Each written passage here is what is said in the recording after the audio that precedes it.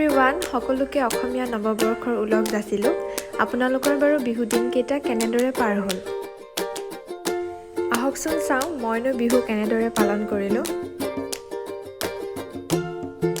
আৰু এয়া গৰু বিহু ৰাতিপুৱাই আমাৰ গৰুকেইজনীক ভালদৰে মাহ হালধি ঘঁহি গা ধুৱাই ল'লোঁ তাৰপাছত আমি ঘৰৰ সকলোবিলাক মানুহে মাহ হালধি ঘঁহি গা ধুলোঁ আৰু এইটো সকলোৰে পৰম্পৰা হয় তাৰপাছত আমি খালোঁ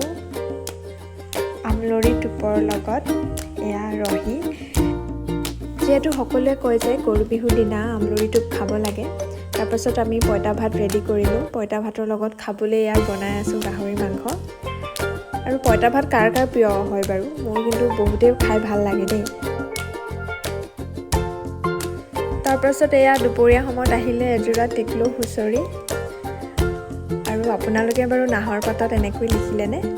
আৰু ময়ো লিখি ল'লোঁ ঘৰত লগাবলৈ বুলি আৰু এনেকৈ লিখিলে বোলে ঘৰখন বতাহ ধুমুহাৰ পৰা ৰক্ষা পায়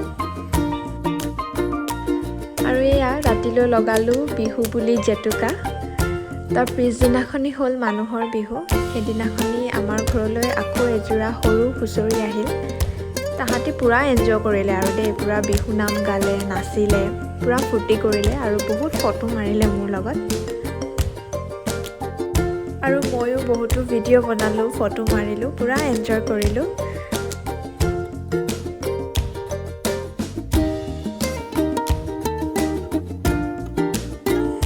আৰু আবেলিৰ সময়ত ভণ্টিৰ লগত অলপ ওলাই আহিলোঁ